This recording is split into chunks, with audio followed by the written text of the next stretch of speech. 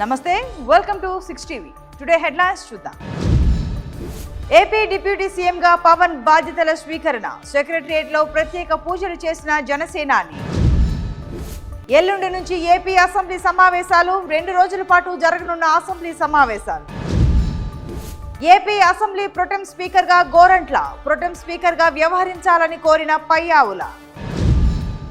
రాజీనామా చేసిన వాలంటీర్లకు మంత్రి అచ్చెన్న భరోసా, ఒత్తిడి చేసిన వారి పేరు రాసి ఫిర్యాదు చేయాలన్న మంత్రి. రేపు వైసీపీ కీలక నేతలతో జగన్ సమావేశం, ఎన్నికల్లో పోటీ చేసిన అభ్యర్థులు హాజరు కావాలని ఆదేశం. తెలంగాణలో టీచర్ల ప్రమోషన్లకు హైకోర్టు బ్రేక్, టెట్ను పరిగణలోకి తీసుకోకపోవడంపై అసహనం.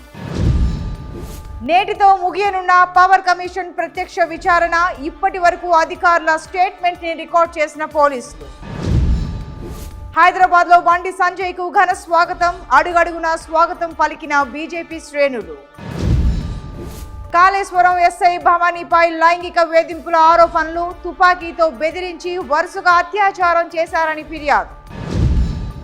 చిరంజీవి మాజీ అల్లుడు అనారోగ్యంతో మృతి, గుండెపోటుతో శిరీష్ భరద్వాజ్ హఠాన్ మరణం.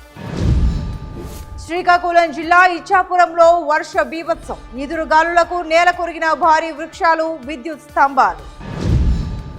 భారీ వర్షాలతో అస్సాం అతలాకుతలం, వరదల ధాటికి 30 మందికి పైగా మృతి. బీహార్లో ప్రారంభోత్సవానికి ముందే కుప్పకూలిన వంతెన, 12 కోట్ల వ్యయం, నీటిపాలు, వైరల్ అవుతున్న దృశ్యాలు. హజ్ యాత్రలో తీవ్ర విషాదం, ఈ ఏడాది మరణించిన 550 మంది యాత్రికులు. న్యూజిలాండ్ కెప్టెన్ విలియమ్సన్ సంచలన ప్రకటన, కెప్టెన్సీ నుంచి తప్పుకున్న కేన్ విలియమ్సన్. సత్తా చాటిన భారత star javelin thrower Neeraj Chopra, Finland Paavo Nurmi games లో గోల్డ్ మెడల్ సాధించిన నీరజ్. T20 ప్రపంచ కప్ సూపర్ 8 ఆట ఆరంభం, పసికున్న జట్టుతో తలపడనున్న సౌత్ ఆఫ్రికా. థాయిలాండ్ లో ఎన్టీఆర్ దేవర టీం హడావిడి, జూనియర్ జాన్వీ కపూర్ మధ్య సాంగ్ షూటింగ్. ఇవి టుడే హెడ్లైన్స్. చూస్తూనే నుండి 6 టీవీ, సామాన్యుడి ఆరో ప్రాణం.